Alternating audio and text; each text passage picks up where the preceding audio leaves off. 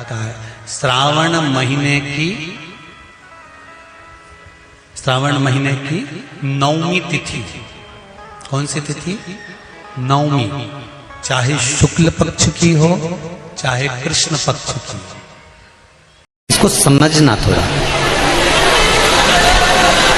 कि गुरुजी बार बार बोलते हैं कि मंदिर में जाकर जल चढ़ाओ, मंदिर में जाकर पूजन करो, मंदिर में जाकर पशुपति व्रत करो, मंदिर में जाकर आराधना करो, मंदिर में जाकर भगवान शंकर को बेलपत्र चढ़ाकर खाओ, मंदिर में जाकर दुर्वा चढ़ाकर खाओ, मंदिर में जाकर भगवान को जल समर्पित करो। गुरुजी ये क्यों नहीं कहते कि घर में शंकर जी का शिवलिंग है तो उसकी आराधना कर लो, घर में जो शिवलिंग विराजमान है उसका पूजन कर लो, उस पर चढ़ी हुई बेलपत्र खा लो।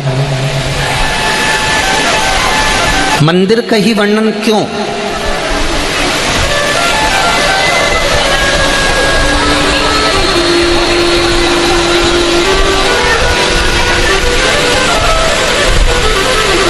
एक आप ये बेलपत्री भगवान शंकर को चढ़ाएं ना चढ़ाएं, आप पुष्प भगवान शंकर को चढ़ाएं ना चढ़ाएं,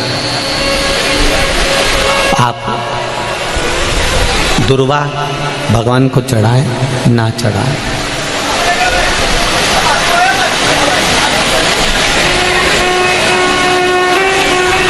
मंदिर में जो शिवलिंग होता है, मंदिर के अंदर जो शंकर भगवान का शिवलिंग होता है वो स्थिर होता है,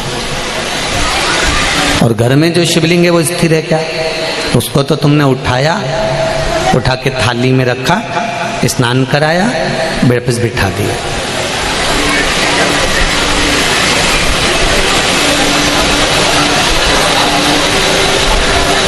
मंदिर में जो शिवलिंग रखा गया है वो स्थापित है, वो स्थिर है।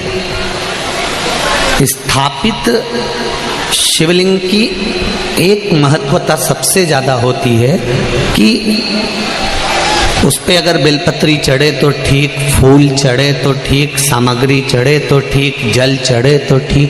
उसकी सबसे बड़ी महत्वता होती है कि जितने लोग उसका दर्शन करते हैं उनकी दृष्टि ही जब भगवान पर चढ़ जाती है तो वो शिवलिंग सिद्ध होता चले जाता है और उसका फल हमें अधिक मिलता है।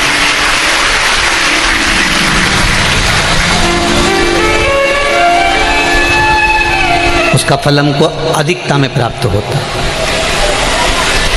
अब घर में जो शिवलिंग है, घर में जो शंकर भगवान का शिवलिंग है छोटा सा, उस पे कितने लोग दर्शन कर रहे हैं? आपने कर लिया, पति ने कर लिया, बच्चों ने कर लिया, या घर में जो सास ससुर हैं, परिवार है, कुटुंब है, उसने दर्शन कर लिया, या आपके कोई मेहमान आ गए, आपके कोई रिश्तेदार आ गए तो उन्होंने दर्शन कर लिया। समझ लेना जरा अच्छे से हो। अब घर के शिवलिंग पर परिवार वाले ही दर्शन कर रहे हैं, परिवार के लोग ही उसको दर्शित हो रहे हैं, दर्शन कर रहे हैं, पूजन कर रहे हैं। पर मंदिर का जो शिवलिंग होता है, कोई जरूरी नहीं है कि सब जाकर बेलपत्र चढ़ाएंगे, सब जाकर फूल चढ़ाएंगे, सब जाकर चावल चढ़ाएंगे, या एक लोटा जल सब जाकर चढ़ाएंगे। अगर मंदिर का दरवाजा खुला हुआ है और मंदिर के बाहर से भी कोई निकल कर जा रहा है, मंदिर उसको मालूम है कि यहाँ मंदिर है, और उसकी ये मुख, उसका ये चेहरा मंदिर की ओर भी मुड़ गया। भले गाड़ी चढ़ा रहा था, गाड़ी चलते हुए जा रही थी, भले उसको शिवलिंग दिखा ना दिखा, पर उसका चेहरा मंदिर की ओर मुड़ा तो उसकी दृष्टि का प्रसाद भगवान को चढ़ चुका था, भगवान उसको स्वीकार कर चुका।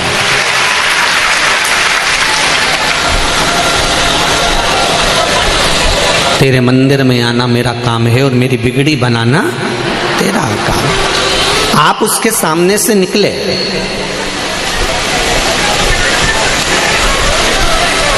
आप उसकी चौखट पे से निकले और उसके सामने उसकी चौखट से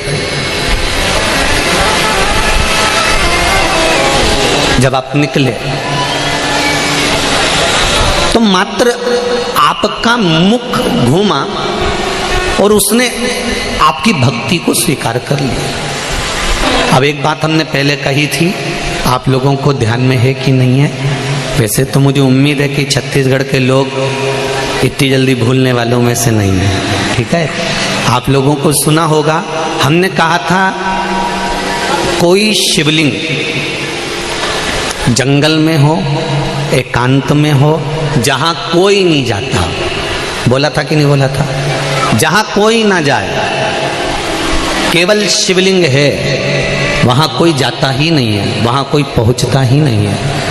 और आप वहां से निकल कर जा रहे हैं और आपने वहां पर एक लोटा जल समर्पित कर दिया, या वहां सफाई कर दी, या वहां भगवान की पूजन कर ली, तो वो अधिक फलदायी होता है। उसका कारण क्या है? लिंग पुराण कहती है,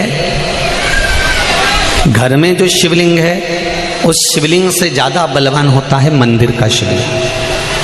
मंदिर के शिवलिंग से ज्यादा बलवान होता है तीर्थ क्षेत्र का शिवलिंग। तीर्थ क्षेत्र के शिवलिंग से ज्यादा बलवान होता है किसी नदी, सरोवर, तालाब, कुंड के पास का शिवलिंग।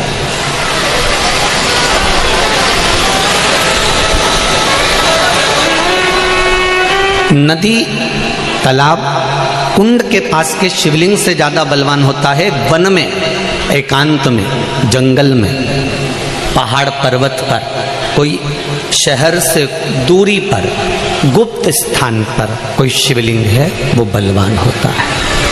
अब उस शिवलिंग के पास में जाकर आपने भूल से भी एक लोटा जल चढ़ा दिया, या कोई थोड़ा सा कपड़ा उतार कर आपने वहाँ थोड़ी सी सेवा कर दी, तो उसका फल तो 1000 लाख गुना तो मिला।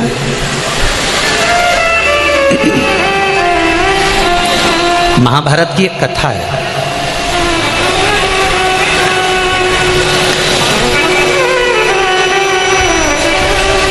इसका प्रसंग महाभारत की कथा में भी मिलेगा और नरसिंह पुराण में भी मिलेगा।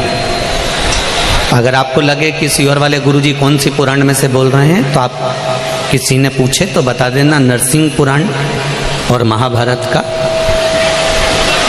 ये पावन संवाद है। एक बार पांडव जब वन के लिए जा रहे थे,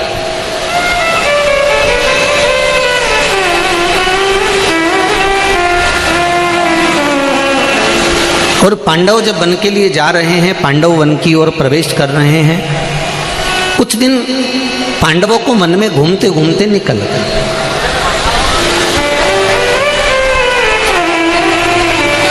जब पांडव वन में घूमते घूमते निकल गए तो द्रौपदी एक पात्र लेकर जल भरने के लिए जा रही थी।